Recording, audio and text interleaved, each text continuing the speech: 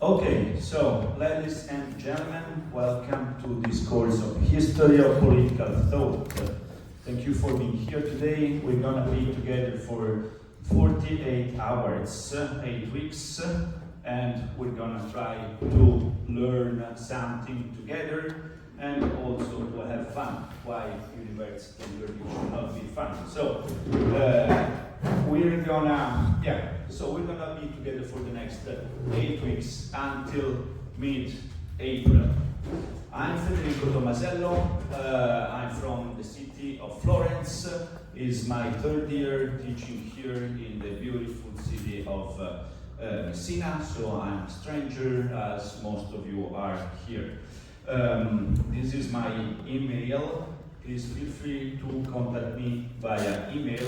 Always try to use email to contact me rather than Microsoft Teams. Then we're gonna go to see how Microsoft Teams works and all the technicalities, but let's start with something else. Let's start by discussing what is the history of political thought and what are you gonna learn during these 8 weeks. So, first question. What is the history of political thought? So what we're gonna try to do together is to understand the meaning of the fundamental concept of politics, of the fundamental concept that you use to describe politics and societies nowadays. What is the meaning? How this concept emerged in history, what they exactly means.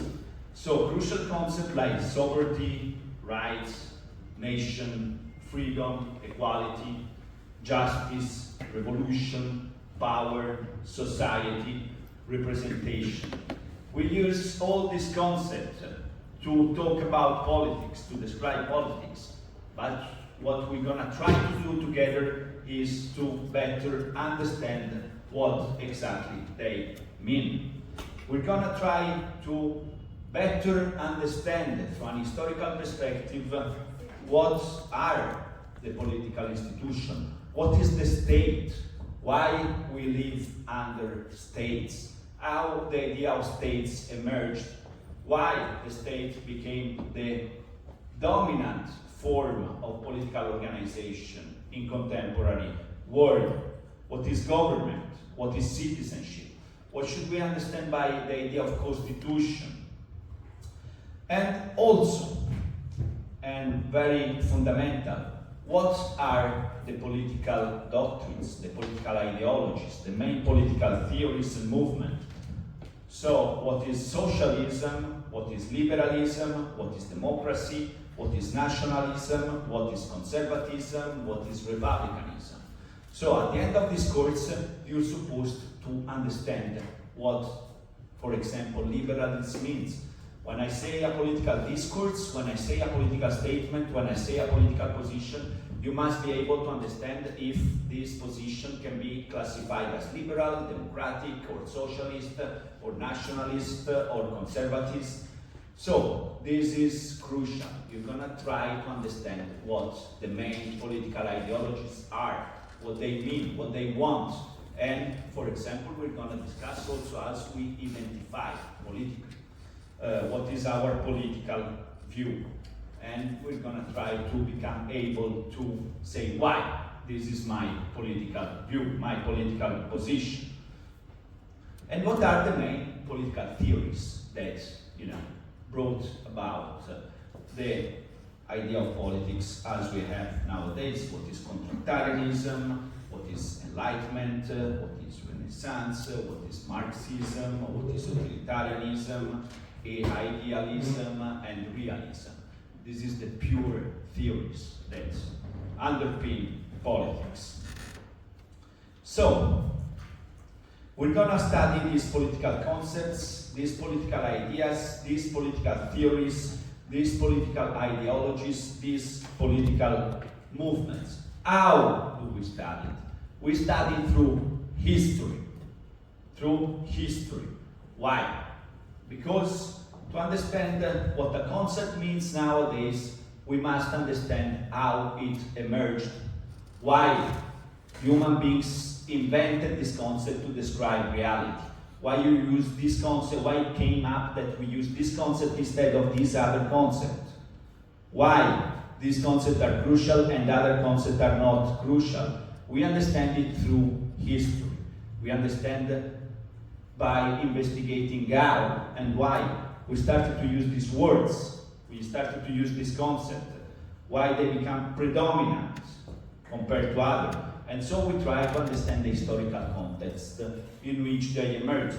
So, for example, at the center of this course, what we're going to try to understand is why, at a certain point in the history of humanity, the concept of the state became so important. Why human beings started to live under the organization of a state, and why this state became so close to the idea of nation. So nowadays we live under nation states. This was not the case in the past. We lived under empire, we live under cities, but not under nation states. Why do we live nowadays under nation states? Why the nation state is the most important political institution? We can only understand this through an historical perspective. And to study these points, we go through the ideas elaborated by the most important political thinkers in human history. Political thinkers, the most important books ever written on politics by the most important political philosophers, political thinkers. Okay? So, this is the point. We're going to study political ideas and political concepts and political movements through an historical perspective by looking at the most important political thinkers, political philosophers. So, for example, make me an example. One very important political thinker. What comes to your mind? Yeah.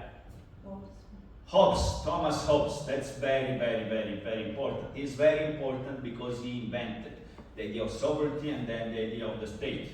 Another one. Plato. Very good. Socrates. Plato, very important because he invented idealism, the ideal city. Socrates, he started Western political philosophy. So very important. Another one. Karl Marx, founding father of which ideology? Socialism. Good. Other political thinkers, very important. You already answered. Another. So this side, no political thinkers on this side. Okay, let's get back to this side. Socrates already says. And another. Locke. John Locke, founding father of liberalism. Okay, yeah. So we're gonna go through all these political philosophers. We put it in the context. We try to understand why certain problems emerged in a specific context and why. What was the main challenges of that time. So the political problems in ancient Rome was different from the political problems in the 19th century during the Industrial Revolution. So we try to understand how certain concepts emerge in a specific concept and how they transform their meaning. Because, we use words, but these words don't have the same meaning over time, over history. For example, we're going to see that the idea of revolution before the French Revolution meant revolvere, means getting back to the starting point, whilst after the French Revolution it becomes becoming something new, something different, because the concept of time changed. Before, in the Middle Ages, the concept of time was more circular. After the French Revolution, we had the idea of progress. We had the idea that time goes forward. So, we're going to study, this is why it's so important to study the concept in their context. So, as I said before, the questions we're going to address in this course is, what is the state? What are the limit? What should be the limit of the power of the state? What is the power of the state? What are the main features of the power of the state? What is the relationship between political power and spiritual power, religion? What is the best form of government we should adopt in human societies? What is the meaning of freedom, justice, equality? What does liberty means? What does equity means? What purposes does political authorities serve? Why do we need political authorities? Why we choose to obey to political authorities? Why we obey political authorities when we go around in the street? Why do we respect the law? What is the reason for this? So, what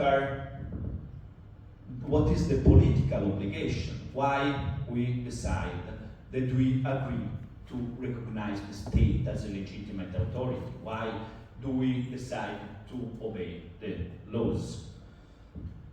So these questions have found, as we will see, these questions have found very different answers in different historical periods. So to understand why we answer in a certain way to these questions nowadays, we must understand how they came up and how we answered this question in the past.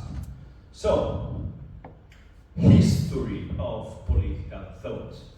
This means that history is very important, is the leading, the main driver of this course. And the course is divided in four parts. So we will start with antiquity. We will start with Socrates. With Socrates, we will start from ancient Greece. We will start with the polis. The polis was the city-state in which, 2,500 years ago in Europe, politics started. Indeed, the word politics comes from polis, which was the way in which we say city in ancient Greece. So we start with antiquity. We will go through the ideas of Socrates, of Plato, of Aristotle, and then we move to ancient Rome, the Roman Republic, the Roman Empire, and the fall of the Roman Empire. So we go through the Middle Ages, in which all politics was dominated by the church, by Christianity, in which politics just obey to the church, to the Bible. Then we go through the early modern era. We try to understand what is modernity, what do we call modernity, why do we call it modernity. So we go from the Renaissance in the 1500 after Christ, through the Enlightenment, the Age of Reason, which gave birth to the most important revolutions in human history: the French Revolution, the American Revolution, and the Industrial Revolution. So at that point we will try to understand that in that moment the main ideologies that we still have emerged in human history, which is liberalism, which is socialism, which is nationalism, which is conservatism. So we will study how this ideology emerged in the aftermath of this big and important revolution. And then we will go to the contemporary world, meaning the 20th century. 20th century is a very relevant century because we had 2 world wars, we had genocide, we have a lot of violence, but we also have, an evolution of the state which became the state as we know nowadays. So this is how we will go through history. Then let's move to geography. What we're gonna study is not actually, the course is called History of Political Thought, but what we're gonna study is mostly history of Western political thought, because we will study thinkers which are most European. So it would be a history of European political thoughts.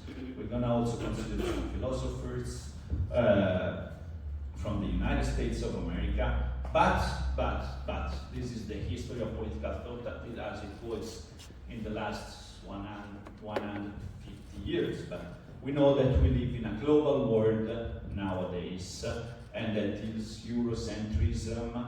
It's somehow a thing of the past. past, most of students here are not from Europe, and so we're going to try at the end of the course to open up this course to a world history of political thought.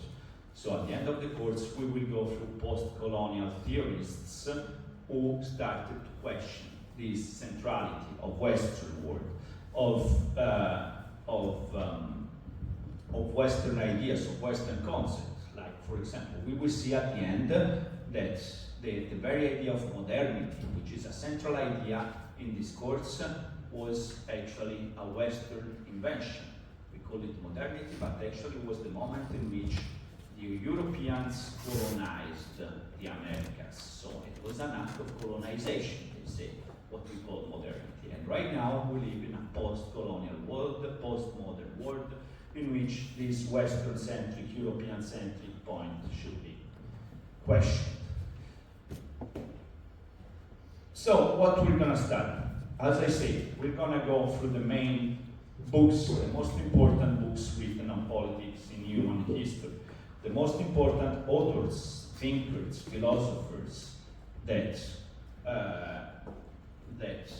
thought about politics, that developed political concepts.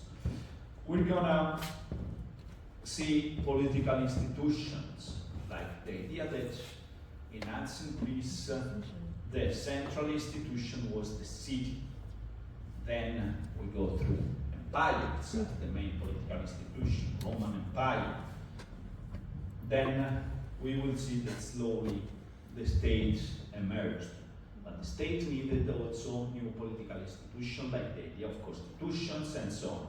And then we will go, as I said, through political movements and doctrines. So it's central for this course that you understand the main political ideology. It's central that at the end of this course you start to understand what is liberalism, what is socialism, what is nationalism, and that you will be able to understand that when you hear a discourse on politics, like say, I don't know, all the immigrants should leave, you must immediately say, okay, this is liberal, not liberal, this is conservative, this is nationalist, and so on. So this is what we wanna do. History of political thought we will understand as a history of political ideas, as we will see. Conceptual history means we will gonna see also how language and meanings of politics changed over time. History of political philosophies, history of political theories, but also as a genealogy. What does it mean, genealogy? Is that we study history to understand how the problems and the challenges that we have nowadays have emerged, have transformed to take their present forms.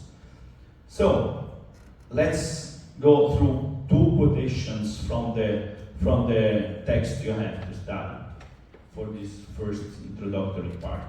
So, political thought is the study of questions concerning power, justice, rights, law, and other issues pertaining to governance. Whereas political science assumes that these concepts are what they are, political thought asks how they have come about and to what effect. So we don't just use the words, the names, the concept as they are. We question why they become so, why they have emerged, why we choose to use this. Political thought asks what form government should take and why. What duties citizens owe to a legitimate government, if any, and when it might be legitimately overthrown, if ever. Do people have the right to resist political power, yes or not? So, the history of political thought aims to define, explain, and clarify the concept employed in politics. Very simple, but very important. We want to define, explain, and clarify the concept employed in politics. Let's see another definition by George Klosko. Political thought focuses on the nature and purpose of human association. Human beings must cooperate in order to survive. Our moral and intellectual faculties can develop only in association with other people. Problems of communal life have been apparent since society first arose. Some of these are obvious today: how to preserve order, to protect the weak from the strong, to provide for the common defense, to care for those unable to care for themselves. But more fundamental questions must also be addressed, including the overall goals community should pursue. What are the objectives of politics? Why do we build up political institutions? For which objectives? More than helping us to understand our origins, the history of political theory gives us essential insight into the reasons why we hold our present views. The history of political theory is the intellectual root of our political ideas. Part of what makes us what we are. What makes us what we are? This is a crucial question. What makes us what we are? What we are is we are a society who is politically organized and lives under political authority. Why? By coming to understand a range of possible answers to general political questions and the assumptions from which they stem, we become more clear about our own ideas. We are able to understand the theoretical foundation of our views on particular questions that concern us as citizens, and so able to move beyond conceiving of them as given or inevitable. Our political ideas are human creations, and so subject to critical assessment. Only when we examine possible alternatives to our own ideas, we are able not only to understand and criticize them, but also to accept them.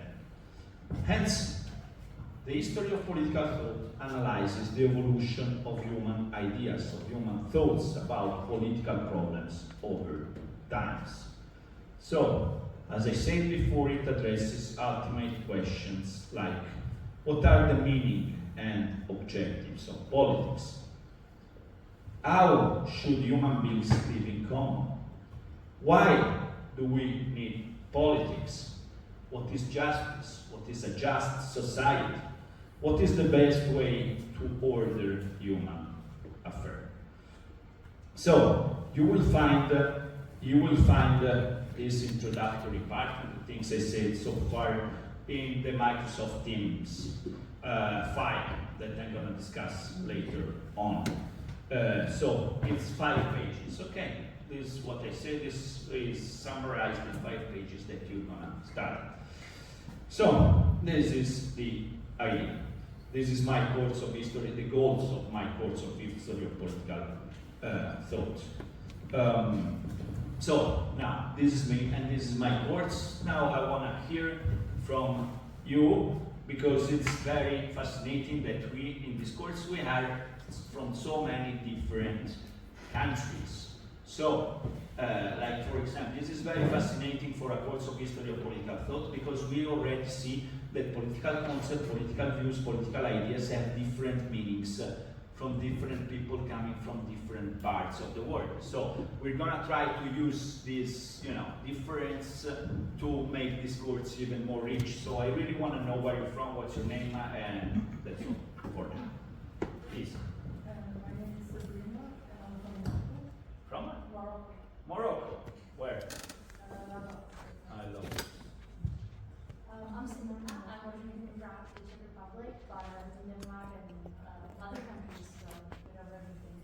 Okay, good. Yeah, my name's Daniel, and I'm from Denmark. So you Prague, Yeah, right? And okay. Mark, can you take up paper and lay it? No. I'm gonna take it here. Sorry for that. I'm gonna take the presents. Yeah.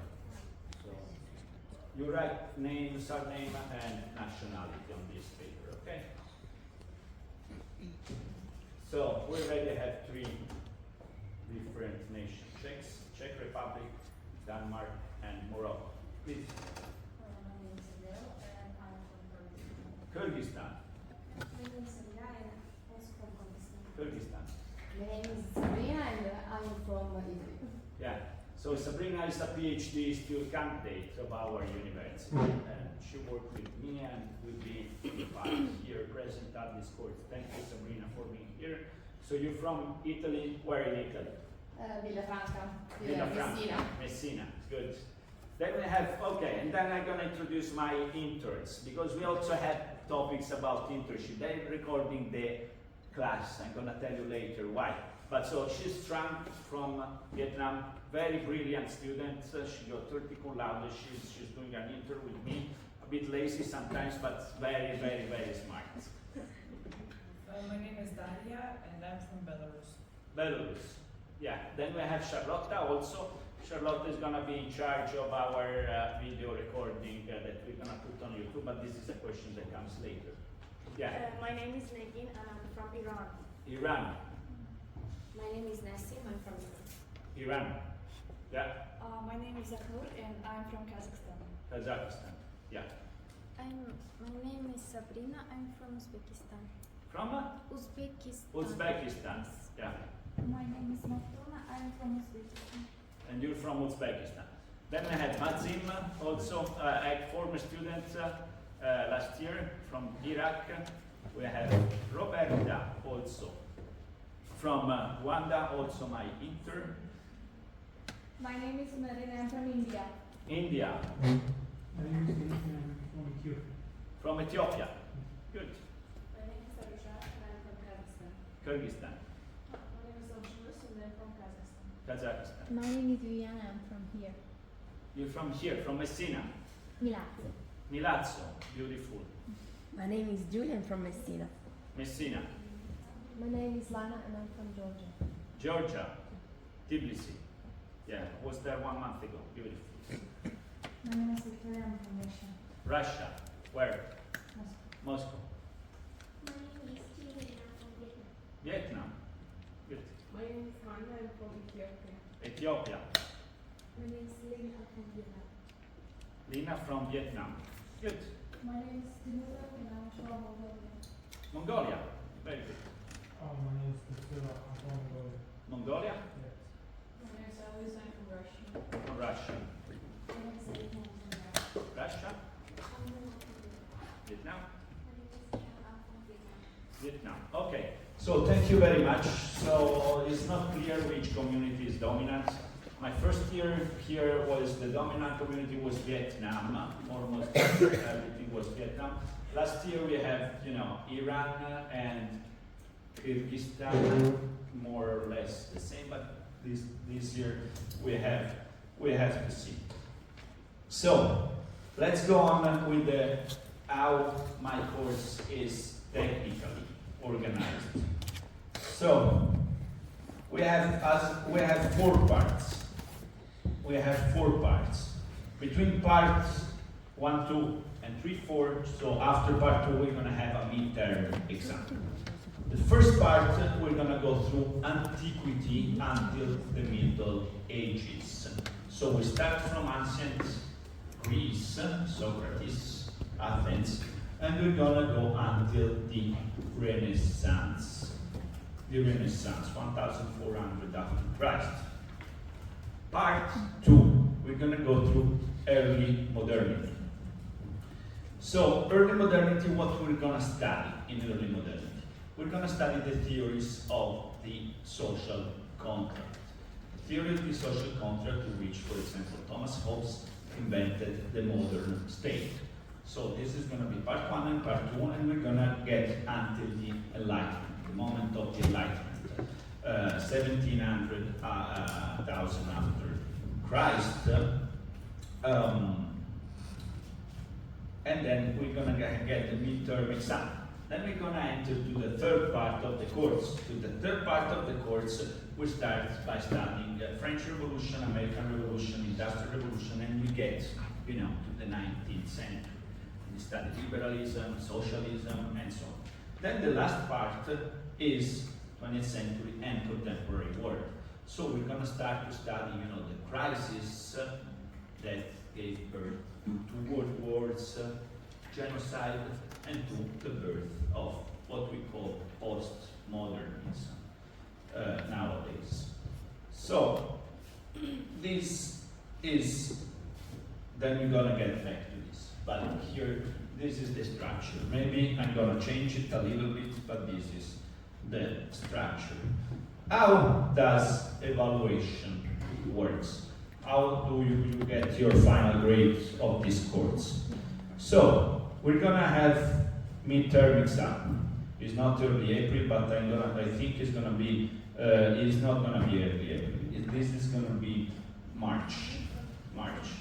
Let's say second half of March, around in 1 month. Parts 1 and 2. Then we're gonna have these two very funny things that you do in the course: oral presentation, slide preparation. We're gonna see now what it is. Then class participation is important. It's not compulsory to attend the classes, but it's important. So I'm gonna take presences, and I'm gonna remember it's important that you participate and so on. And then we get to the final exam. Final exam, it's going to start on June. You're going to have the opportunity to take it on June, July, September, and whenever you want. So who's going to take the midterm exam is going to do just half of the final exam. Who's going to take oral presentation or slide preparation is going to remove one of the things. Is going to remove one topic. So now we have to enter the technicalities. So the course is technically a bit complex because we have a lot. It's very well organized. So I put a lot of things. So first thing, history of political thought. This is, you're gonna go on Microsoft Teams and you have to get into the Teams.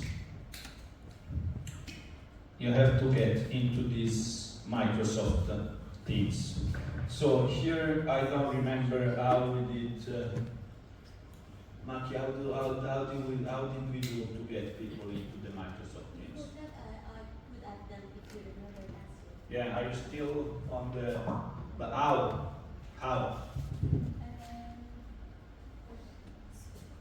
So how do we get? Who knows how do we get into Teams? Me? To you? No, you have to send a request, right? Or not? Oh, yes. How? We click on the link and then send a request to your. But how can I send the link? I can fix it. Okay. I will fix it. You do it, but to whom? Where should I send? To you. And then we have to send, yes. You have a group. Okay. Maki, can you send Maki or Mazzino, whoever you want? So you get into the group. Welcome to the group in History of Political Thought on Microsoft. Okay, you take care of that. So then you get into the Microsoft Teams. In Microsoft Teams, you have this folder, file. You go to file, okay? Then you have texts for the exam. And you have 4 folders, which are the 4 parts of the course. In these parts, what I put, for example, tomorrow we're gonna start with part 1, Antiquity and the Middle Ages, and you're gonna find both my slides and the text you're supposed to study. So if you only study my slides, you have to study very good. It's enough to pass the exam. It's not enough to take the maximum, 30 or 30 cum laude to 430. If you want the maximum, you also have to go through the text. I put some text, most of them are between 5 and 10 pages for each topic. I picked a test, the best one you can find, and I scanned and I put it in here. So a lot of work. So guys, you're supposed to do good because I prepared a very, very good materials, okay? Okay, so these are the materials. So every time you can study this material and you find this. Okay, now before telling you the slide preparation and oral presentation, I wanna put another couple of topics. So, internship stage. As you see, the course has a lot of things to do. So, and we know that you have to do an internship. It's difficult to find an internship in Messina if you don't speak Italian. So, what I'm offering is an internship to be my teaching assistant because I need people who help me. Last year, Maki helped me, but I need one student who's gonna help me to organize the course and to set up the course. So who's gonna volunteer to do an internship is gonna write me an email and I'm gonna consider your application until you have time until Wednesday. Who wants to do this teaching assistant internship is supposed to send me an email of interest by Wednesday. I'm gonna consider it. So you're supposed to do 200 hours of some kind of work or some kind of service. So one is doing my teaching assistant. This is one. Second thing is about recording. So what we have here is that the University of Messina asked us that all the courses must be recorded and go on the university website and be available for students who are working and not available to come to the class. So we have to record the course. But we want to do something nice. So we decided to do something nice, to do a nice recording. And probably to put it on YouTube. Thanks to Charlotta, who is our, let's say, director of this. So we're gonna do this recording. So I have my former interns from last year, Roberta, Maxim, Trump, and Charlotta was gonna do this tomorrow, the day after tomorrow and Wednesday, but I will hire 1 or 2 interns this year from this class to do this work, which is recording, and then recording each class, and then storing, and then afterwards doing the production thing and put it online. So this is a second thing I'm gonna do. So who wants to do internship?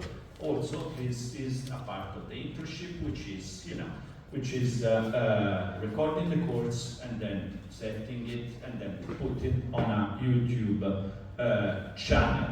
This also I'm gonna accept application until Wednesday. So this part is clear.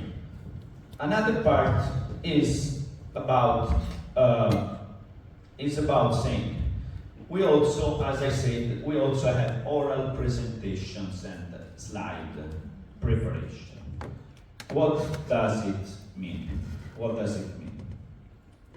I offer the opportunity. This is just an opportunity. It's not compulsory, but to students to do a presentation in the class. To do a presentation in the class about one topic. Why is not okay. So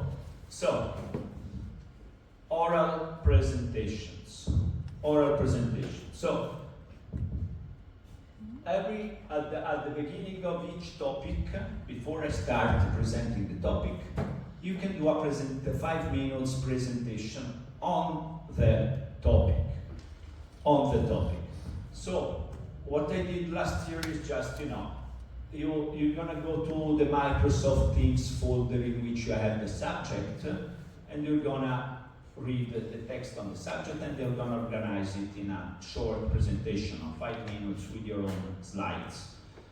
This year I will do it slightly different. This means 2 or 3 minutes oral presentation about the topic, and then you're gonna pick the original texts from these authors and you're gonna read the texts from these authors, okay?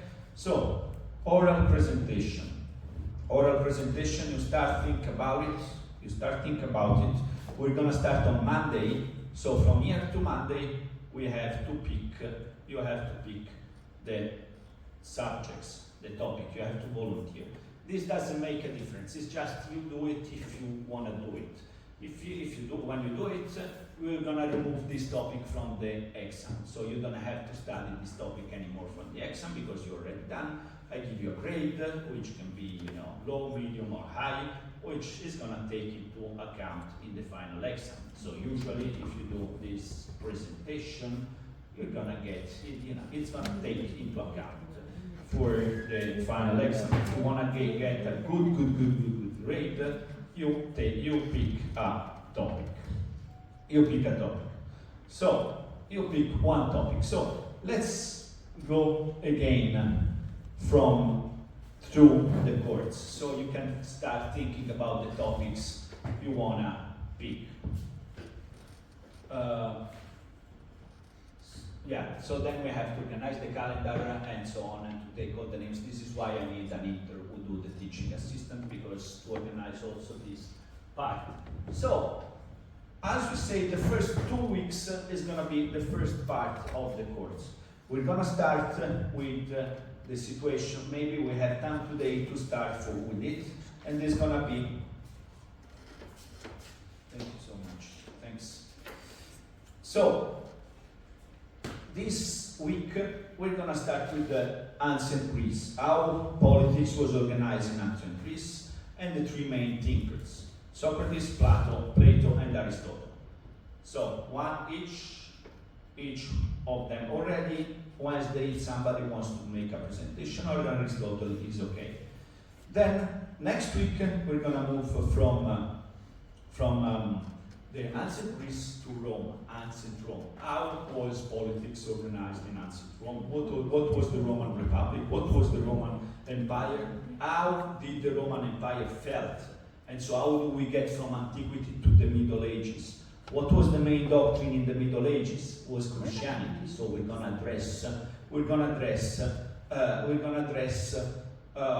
the Christian political thought through St. Augustine, who was the most important political thinkers of Christianity.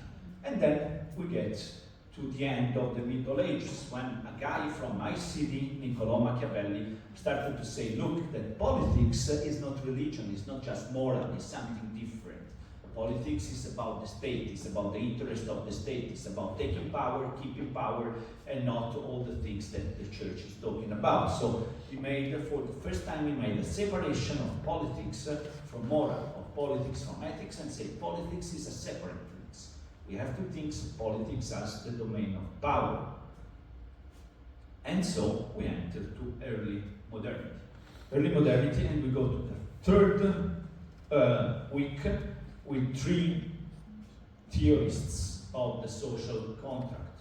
Thomas Hobbes, who first started talking about the idea of social contract, who started to say the only way to prevent violence, it was the moment in which Europe was devastated by civil wars, religious wars. So he started to say we have to establish a sovereign power who has the monopoly of violence, and we have to call this power the state, and we have to establish a social contract in which the population give all the powers to the state.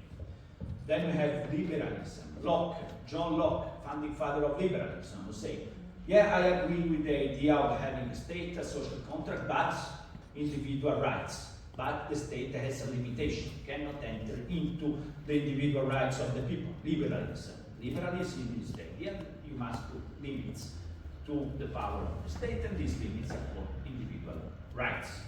And then we go to Jean-Jacques Rousseau, who wrote the book Les Contrats Sociaux, French theorist who fostered the French Revolution and is the founding father of modern democratic theory. Why? Because he said, yeah, it's a good idea to give all the power to the state. It's a good idea that we establish a very powerful state, but the power must be to the people. Power to the people. The state must be the expression of the power of the people, because democracy is power to the people. Liberalism is individual rights, and the state is sovereign. So we go through modern state and contrarianism. Okay? So, and this is gonna, the first part, the midterm exam is gonna be until to this moment, until Rousseau, okay? Then we enter week 4, and we have the modern revolution. So we go through what is the Enlightenment, what is the age of reason, and we analyze through Montesquieu, who first said we need separation of power. We need to understand the power of the state is divided between executive, legislative, and judiciary, and we have to divide these 3 powers. Then we go through the French Revolution, through the American Revolution, and we see the invention of conservatism as a form of resistance to this revolution. Then we're going to have, at that point, we're going to have the midterm exam, but which is going to be just about week 1, week 2, and week 3. And then we enter the 19th century, the Industrial Revolution, the emergence of socialism. We start to say, yes, but if you want equality, democracy, you have to do social equality. You have to redistribute wealth, otherwise equality do not exist. And then we deepen more the idea of liberalism through theorists who are John Stuart Mill and Alexis de Tocqueville. Then, week 6, we're gonna enter the last part of the course, which is the 20th century. We enter to the 20th century through a very important thinker, which is Friedrich Nietzsche, who understands the crisis of Western civilization, the crisis of modernity, the crisis of the Enlightenment, of the ideology of progress, science, and so on.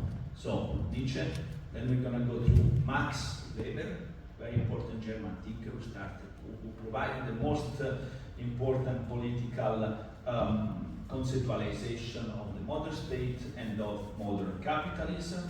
We're going to go through Carl Schmitt, who tried to define the idea of politics, what is exactly the idea of politics, what is the origin of politics. And he says the origin of politics is the conflict, is the war. Then we're going to study totalitarianism. We know that the 20th century is the century of totalitarianism, mostly Nazi Germany. And the most important political philosopher who conceptualized this idea of totalitarianism was a German female political thinker, Hannah Arendt. Then we're going to consider the second part of the 20th century through John Rawls, an American philosopher who tried to explain why the welfare state emerged and how the welfare state tried to fix most problems of the modern state. Okay, and then we're gonna go.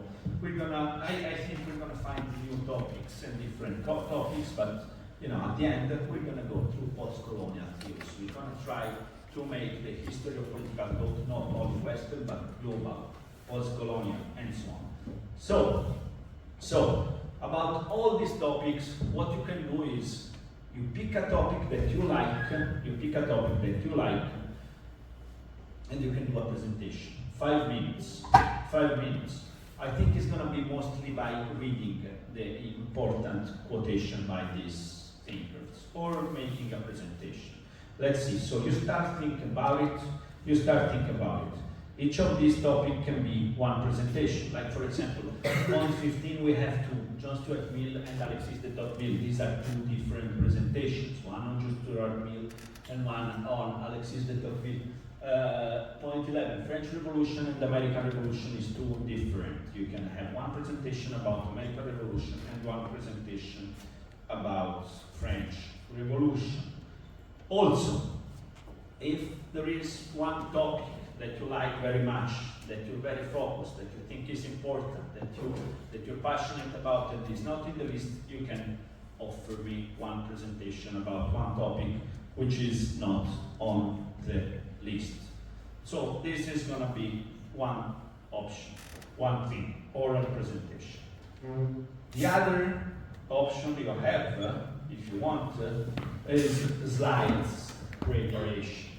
Slide preparation is another task you can take, which is You take notes during my class, what I said exactly, and you prepare slides on what I say, the best slides on what I say. So these are the things. I hope it is clear. Slide preparation or presentation means you come to the class, you sit here, and you speak 5 minutes about one topic of the day. Slides preparation means you don't present anything, but you take good notes and then you prepare slides exactly about what I say in order to do my slides better and better and better and to the most perfect slides in the history of university. Okay? So, these are the points. These are the point of the course. On Microsoft Teams, you also find a syllabus in which you can find all the topics, all the texts, all the things. So, again, I need one person who's gonna assist me. This person is going to be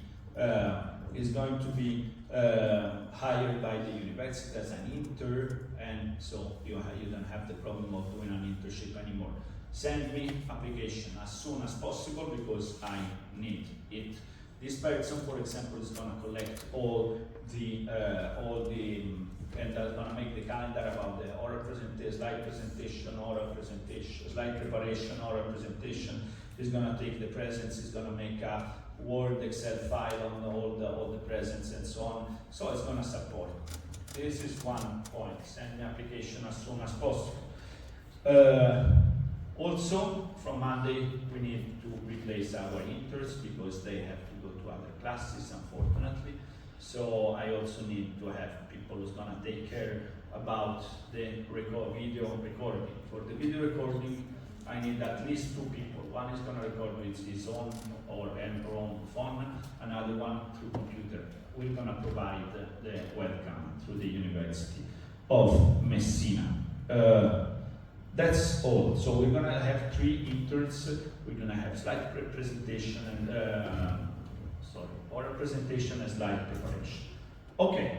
So I hope this is clear. I'm going to make some further point tomorrow about this. Let's start with the first part of the course.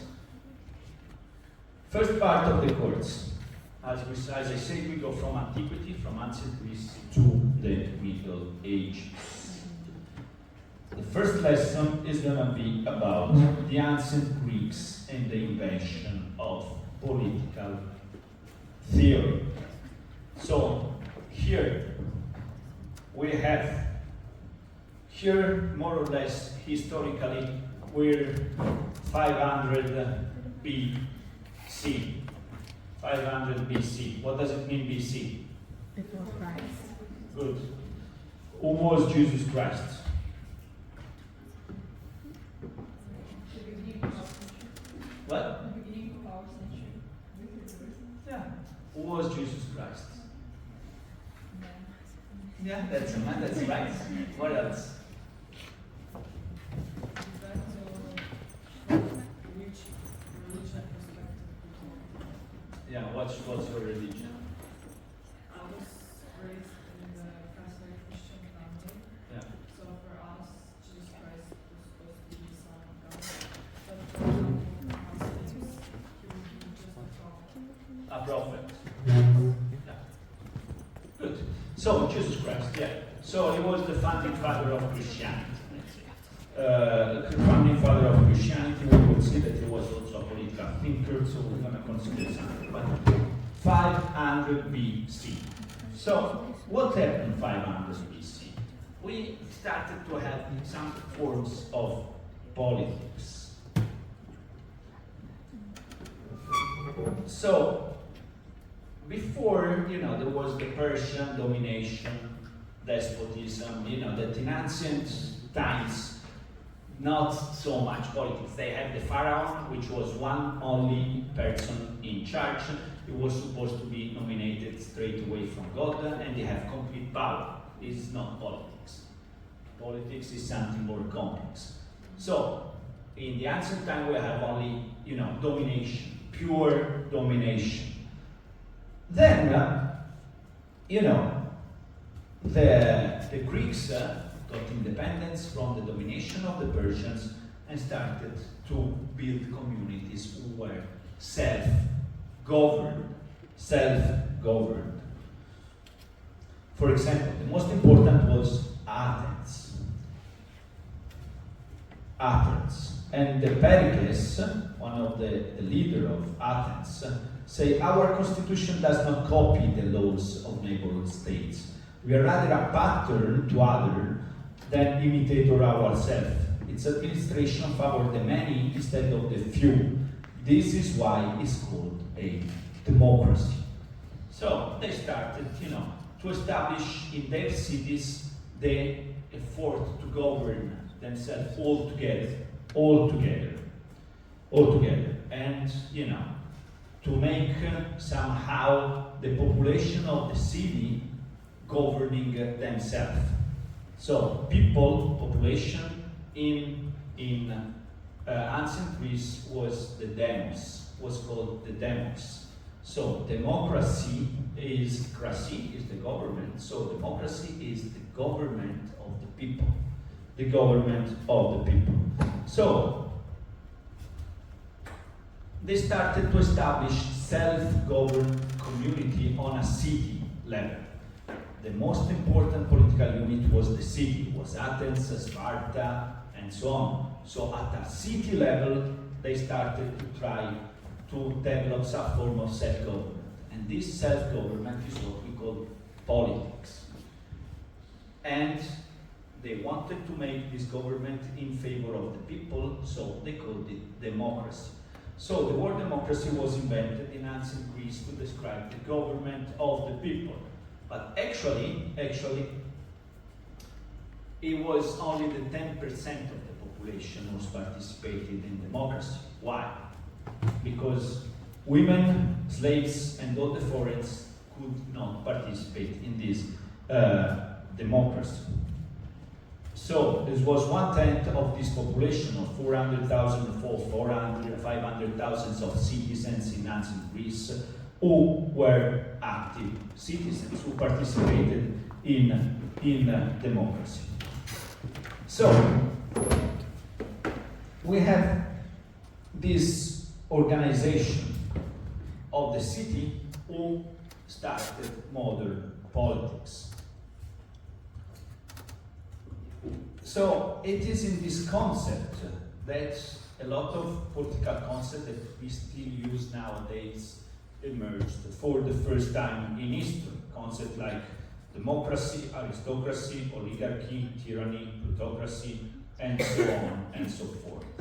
But most importantly, the very word politics comes from the city of the ancient Greece, which indeed was called the polis. The polis. So, the very word politics comes from the unique city-state, which was called the polis.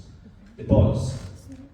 While the habit of thinking and writing systematically about how best organize people in a communal setting made its first appearance with Plato, a native of Athens, during the 4th century.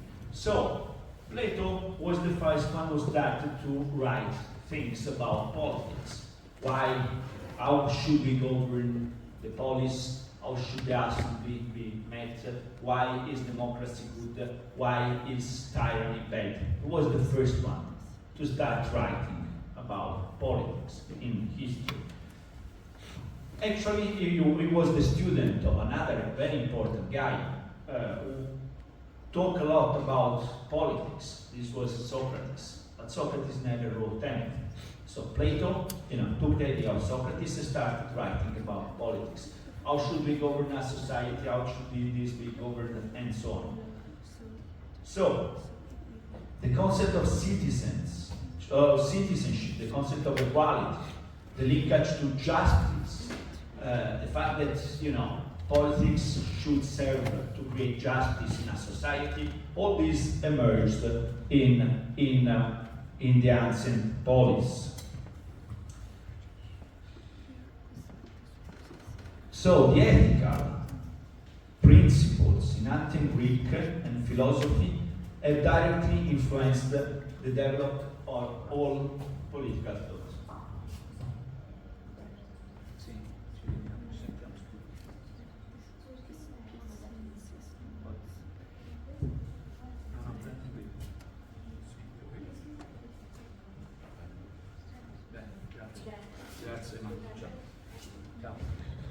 So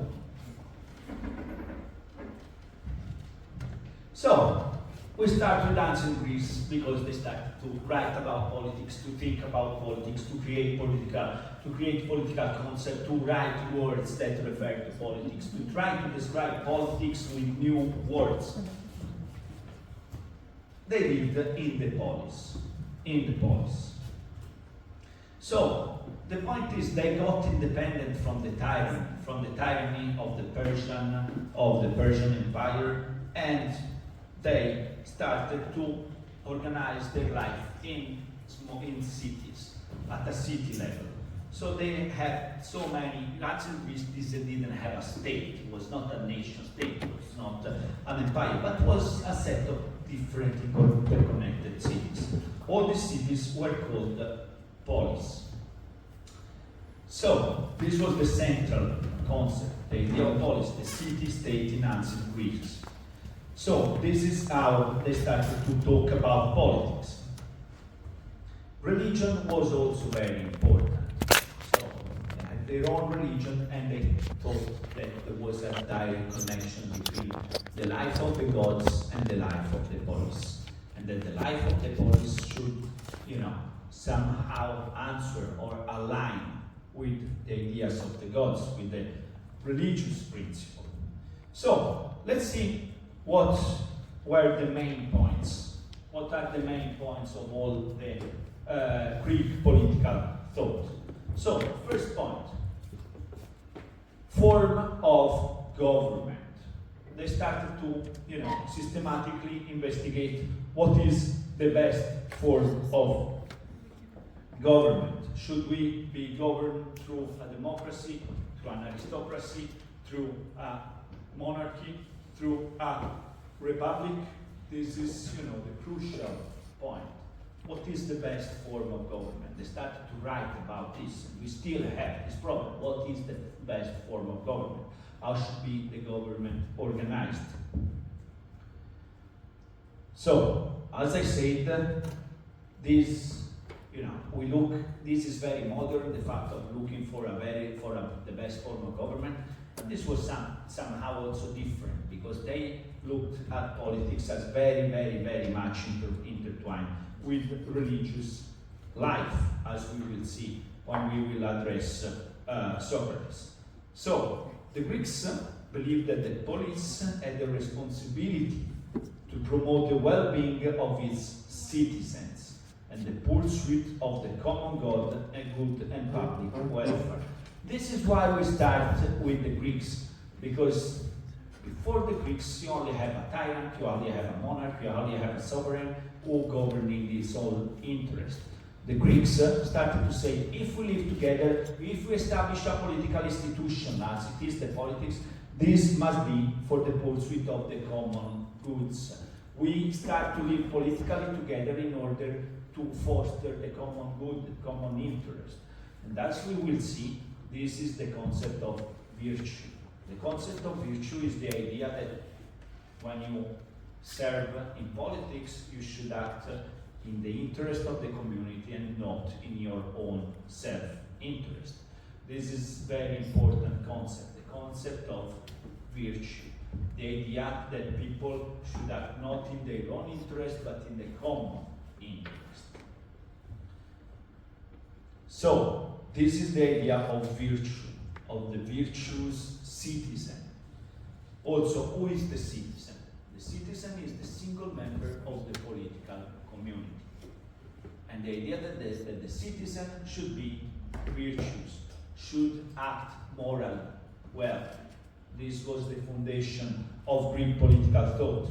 So it's the idea that politics is try to pursue the objective of the common interest, of the common good, and that acting in the common good is the idea of virtue, and that all the citizens should be virtuous. So here we have the idea of the citizen. Who is the citizen? The citizen is the member of the political community who actively act in the political community. This is why citizens were those who participated in democracy. Slaves were not considered as citizens.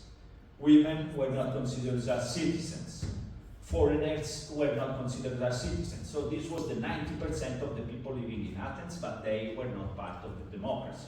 Only 10% took part of the democracy. But this 10%, everybody took part in the democracy.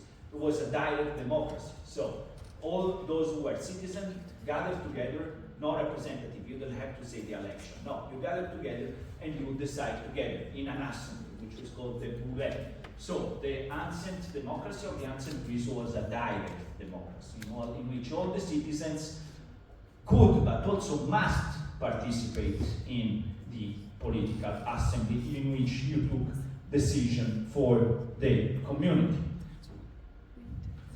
So this is the idea of citizenship. Citizenship means membership in a political community. What does it mean when you are an Italian citizen? This means that you belong to the Italian nation. You're a member of the political community of Italy. You have membership in the nation of Italy. This is citizenship. You belong to this political community. And the Greeks has this idea.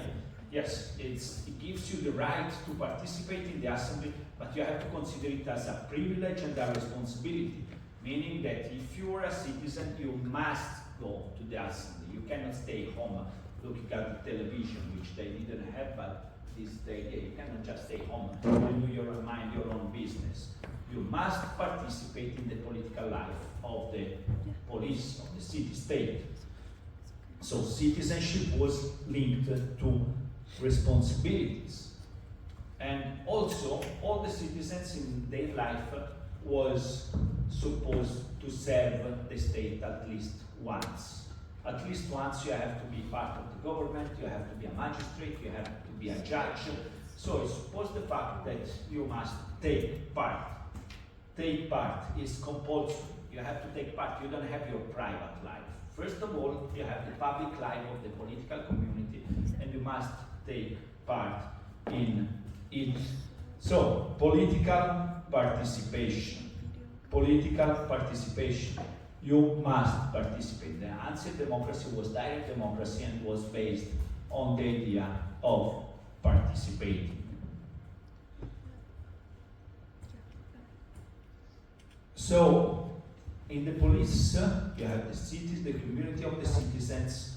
All the citizens took part in the political life and took part in the decisions, and this was a democracy. This was a democracy because everybody could take part in the political power and give their contribution to the decision. But it's also an idea in which participation is compulsory. You have to participate, and you have to be virtuous. Your participation must aim to the common good of the political community, to the well-being of everybody. If you participate, if you're gonna go to the assembly of the direct democracy and you say your own word, you cannot do it in your own interest because maybe you have a business to guarantee. Now you have to say because you want the good of the society, because you want the interest of everybody. And this is called virtue. So, now we introduce the first important political concept of this course, which is the idea of the republic, the idea of republicanism. Okay, this is a crucial point. This is the first of the notion we're going to understand. Republicanism. Republicanism means so, republic, as you know, the words means res publica, means res, means a thing, publica, that is of everybody, that is shared. So, as you know, nowadays the distinction is monarchy versus republic. Monarchy means that you have a sovereign which is, you know, the state is the sovereign. The state somehow belongs to the sovereign, because in the history you had this idea that the god choose the sovereign, and the sovereign is, you know, is the representation of the state. Republic means the things of politics, this thing that we have in common that are the political institution is public, is of all of us. And we must participate in this thing. Republic is the idea that all citizens must participate, must take part in the public thing, must show their own interest, and most of all, they have to go war when it's needed. They have to show that they responsibly take part in this thing, because also they're ready to sacrifice their life. And they have to act virtually, with virtue. Virtue means that you look at the public, at the interest of the state, at the interest of everybody. So this is, you know, this is republicanism. This is the idea of republicanism. We still have, you know, we often think is the same thing as democracy, but it's something different. It's something different. Democracy means that everybody should be entitled to power. Republicanism means that you somehow also have to deserve it. Have to deserve it because you have to act, to be active, to participate actively in the political life of the political community, and you have to be ready to sacrifice, and you have to show virtue, and that everybody who's more participating deserves more. So this is like, for example, when you still have in the United States of America the Republican Party versus the Democratic Party. So the Democratic Party say we have to, you know, distribute to all the people all the things that we have. The Republicans say no, you have to deserve it. You have to deserve it. This is why, for example, when there was the election in 2020 during COVID, there was a big thing, because the Democratic Party say everybody should be able to vote, but we have a pandemic, so you should vote by home by clicking a thing. The Republicans say, no, guys, you have to go there. You have to risk your life. You have to show that you care about politics. So you have to go there, and doesn't matter there is a pandemic and blah, blah, blah, but if you want to vote, you have if you want to have the right to say your word, your own word, you have to, you know, get your ass to the pool.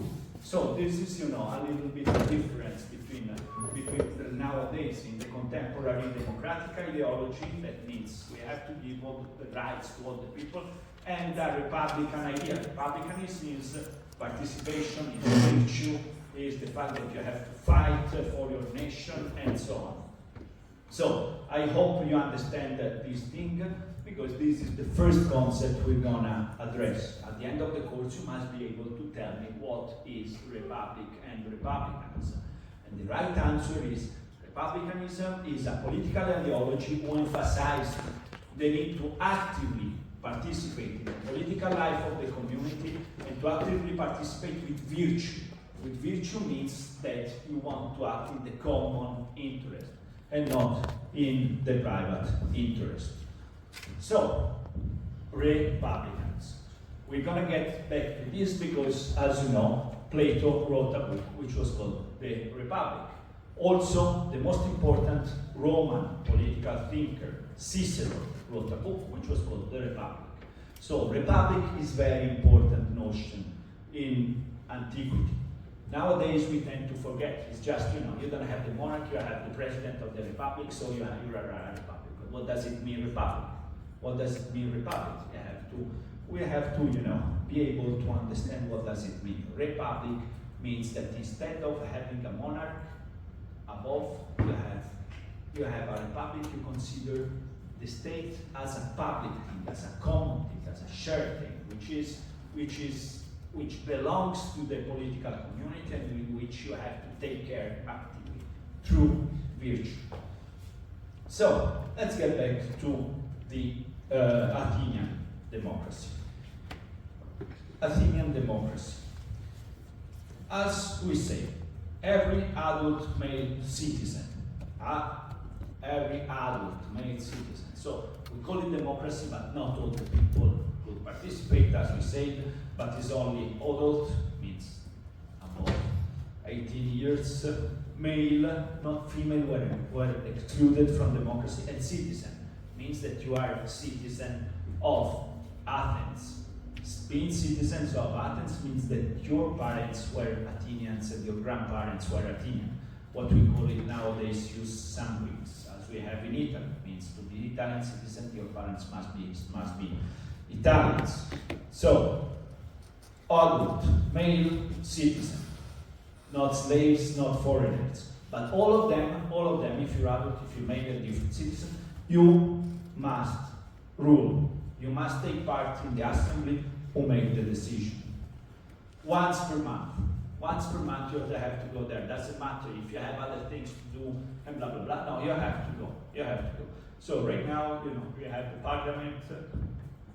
At the time, instead of the parliament, you have an assembly who was open to everybody. Once per month you have to go there. Okay? Doesn't matter, you're rich, you're poor, you're illiterate, or you're super cultivate, doesn't matter. Everybody, no difference. No difference in education, no difference in wealth. Any citizen could address the assembly and propose legislation. Means everybody could say, okay, I want to make a law on this topic. The assembly must discuss your proposal. Everybody could do this proposal. So, as I say, every citizen could serve in some public office. Means during your life, you have, at least once in your life, you have to serve as a public office. Means, what does it mean?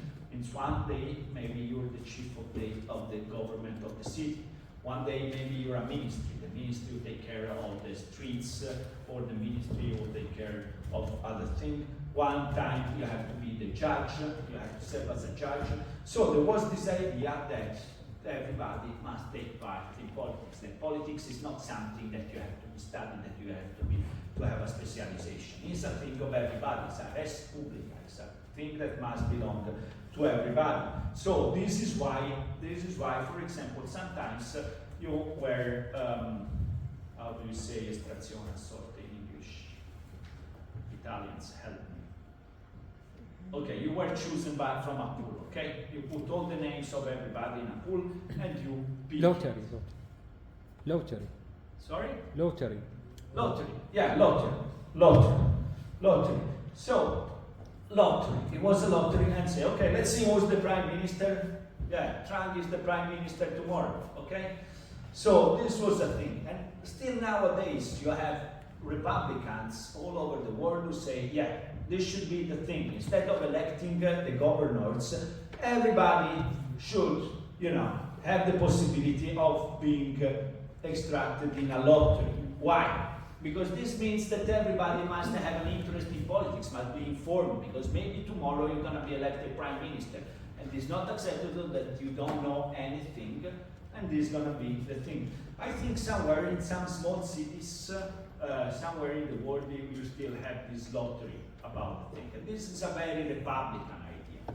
This means that it's not the idea that the people elect their representatives. No, this means that every citizen must be responsible and must serve for the state. Not only, serving for the state means pay taxes, means being in the army and serving as a military, but also, serving as a judge, serving as a prime minister. So every citizen could serve once in their life. And this is gonna take us the idea of what republicanism is that participation is what is most important in politics. Means that you must be active and that you must be virtuous.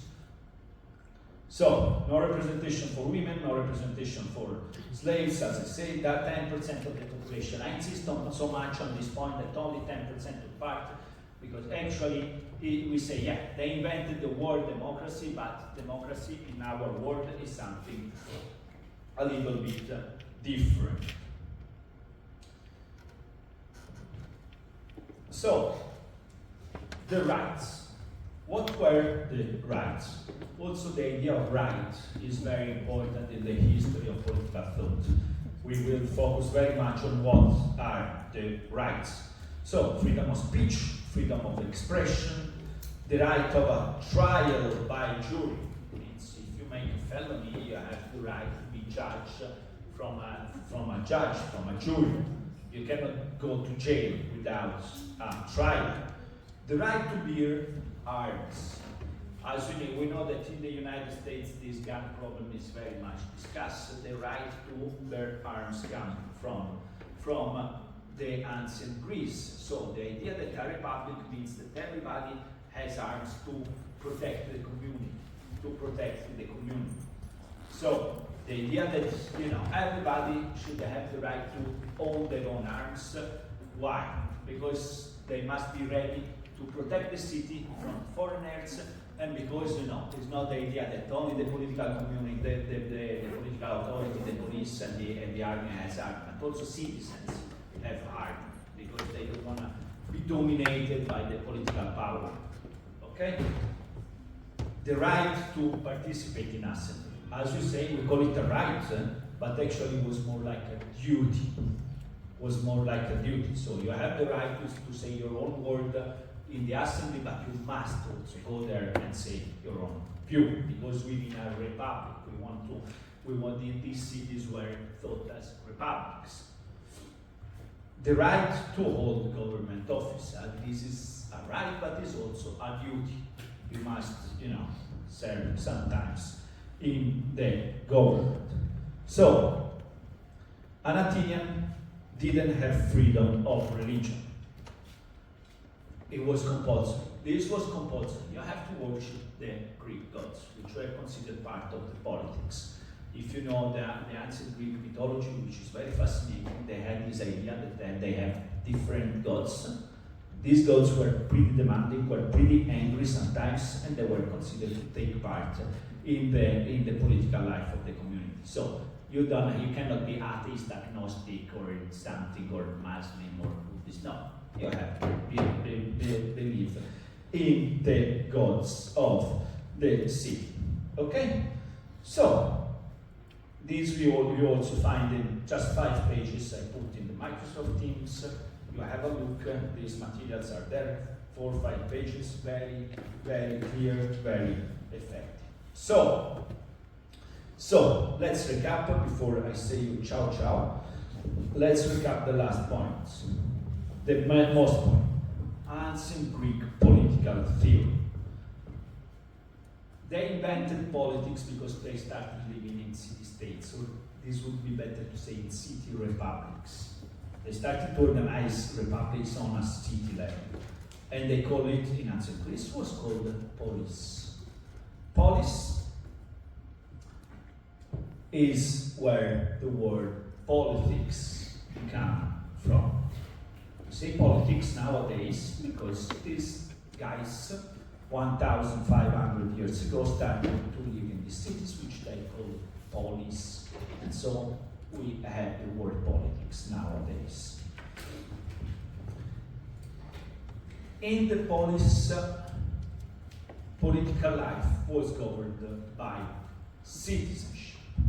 Are you a citizen, yes or not? If you're a citizen, you have the right to participate. If you're not a citizen, you don't have the right to participate. Citizenship means that you are Athenians by blood. By blood. So, this is, as you know, we have this big discussion nowadays about immigration, because, for example, in Italy they want to limit the right of citizens to kids who are born here and who go to Italian schools, but the government say, but they're not Italian, so they should not have citizenship, because the government promotes this jus sanguinis, means you're Italian, you have Italian citizenship by blood, because you have it, you're Italian. Indeed, for example, if you're a kid is born in Italy and grow up in Italy, go to Italian school, doesn't have the right to be citizen. But if your grandfather father is Italian and you're born and grew up in Argentina and you don't even speak a word of Italian, you have the right to be Italian citizen because you're supposed to have Italian blood. So this is jus sanguinis. In ancient Greek, they have jus sanguinis, means you're Athenians by blood, and if you're Athenian, if your parents are Athenian, you are citizen. Otherwise, no, you're foreign, or maybe you're a slave. As we will see, the Romans make it different, because the Romans started to be only in Rome, but then they built up an empire, and to take all the empire together, they put a different system of citizenship, which is jus soli, means if you're born in the Roman Empire soil, you're Roman citizen. This is how they built citizenship. We will see this in the next things, but citizenship is a very important concept for this course, because citizenship means that it's a membership. It's a membership of the political community, you know. It's like, for example, you like golf, you go to country club, you do membership, you pay 1,000 euro per year, and you're a member of this country club golf. Citizenship is the same thing. If you have the right, if you're born here, you have a membership of the Italian nation. You have a membership, and this membership gives you rights. Like, if you're a member of the country club, you can go there and play golf and use the showers. If you're Italian citizen, you can use the Italian hospital, you can go to school for free, you can travel and get back, you can vote, you have the access to the rights and so on. So it's a membership, citizenship. And the ancient Greeks invented this idea of a membership that gives you rights. Which gives you rights. So citizenship is membership of the political community. And the citizen is the single member of the political community. The single member of the political community will have access to the rights. But since they were republicans, they emphasized that rights comes with duties. Comes like with duties. So the citizens has right, and this membership gives you rights, but also had duties. Duty is, if there is a war, you must die for your city. You must be ready to die for Athens. So this is, you have the duty. You have the right to bear arms, but you also have the duty to bear arms and to use arms if there is a war. You have the right to take part in the decision, but you also have the duty to go to the assembly to say your own word, to serve for the state at least once in your life. How you must do this? You must do this with virtue. Another crucial concept. Virtue means that you act in the common interest, in the interest of all the community. So this was already a problem over there, but they took it more serious than right now.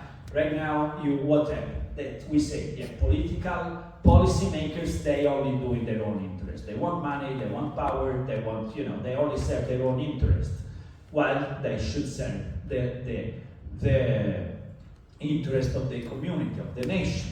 So the Greeks already had this idea very clear and say virtue. Virtue means that you act in the interest of the community. This was very important at the time and is crucial. It really makes a difference, but it was crucial. I mean, every politician, but also every citizen, must act with virtue. Then, as we will going to see tomorrow, the crucial point is, what is the best form of government? How should we organize the government? What should be the constitution of the city-state, of the polis? And then, as we say, religion and politics were deeply intertwined. This makes a big difference between how was politics at the time and how is politics nowadays, because religion and politics are intertwined. Okay, so tomorrow we're gonna go to our friends Socrates, Plato, and Aristotle and say what they have to say. Right now, let's recap the crucial parts. So, how is teams organized? Okay, what's your name? Pardon? My name is Num. Numa. Yeah. Nice name. Okay, Newman. So you're gonna enter the Microsoft Teams through Newman. Through Newman. So you have access to everything.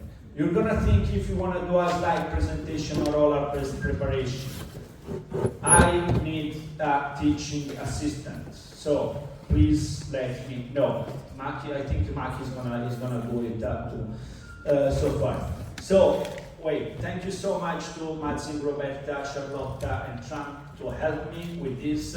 Since next Monday, I need 2 people who's gonna take the recording. Tomorrow is gonna do Charlotta. You're gonna do it tomorrow, right? Okay. And okay, that's all. Thank you for your attention. See you tomorrow.